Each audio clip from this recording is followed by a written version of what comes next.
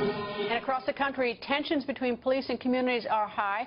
That stress is making it harder for police to do their job and keep us safe. And nearly 2 years ago, the tension spilled over in Ferguson, Missouri, after the shooting death of Michael Brown. So how are police working to heal that divide?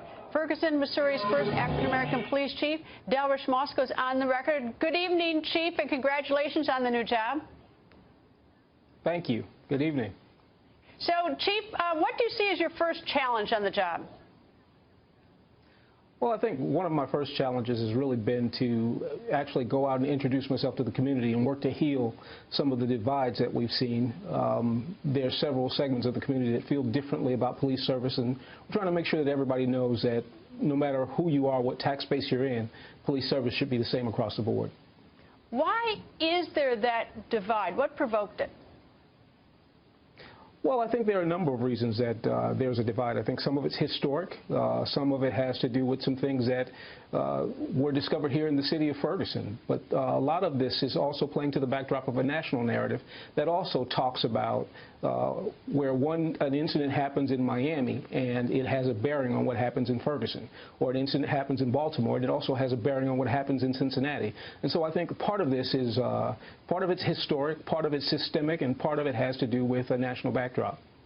Many police officers I've spoken to say they feel like they have been demonized, or that they don't have the support generally of Americans. They're feeling a little bit like they're feeling a little bit under the weather, in other words, and how Americans are looking at them.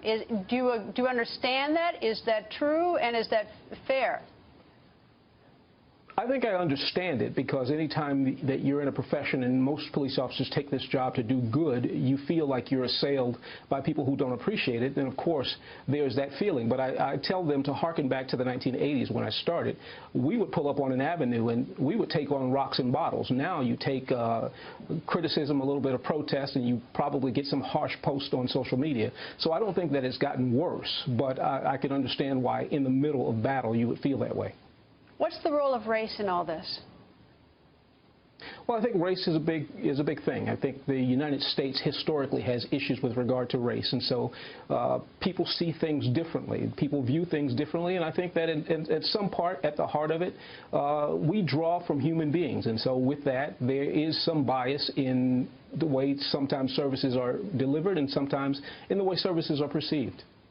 Today in Baltimore, the judge in a bench trial found the police officer, one of the police officers in the Freddie Gray case, not guilty on all counts. Were the police in Ferguson watching that verdict? I mean, was it talked about in the police station and headquarters today? Well, I certainly was notified the minute that it happened. And that's because, you know, obviously, like I said, if something happens in Baltimore, it certainly has a bearing on how police are perceived in Ferguson, in Miami, anywhere. And so, yes, that was something we talked about. How about, are police treated fairly by the media in general or not, or don't we get it? Well, that's a difficult question to ask, because it would all depend on the media entity. There are a number of variables that didn't exist 20 years ago. Social media, for instance, and media geared toward a particular interest. A lot of things happen now that didn't exist before, and I think so there's a more polarized version. But there are some people in the media who get it. There are some who just don't. Chief, thank you for joining us, and good luck. You got a big job in front of you, sir.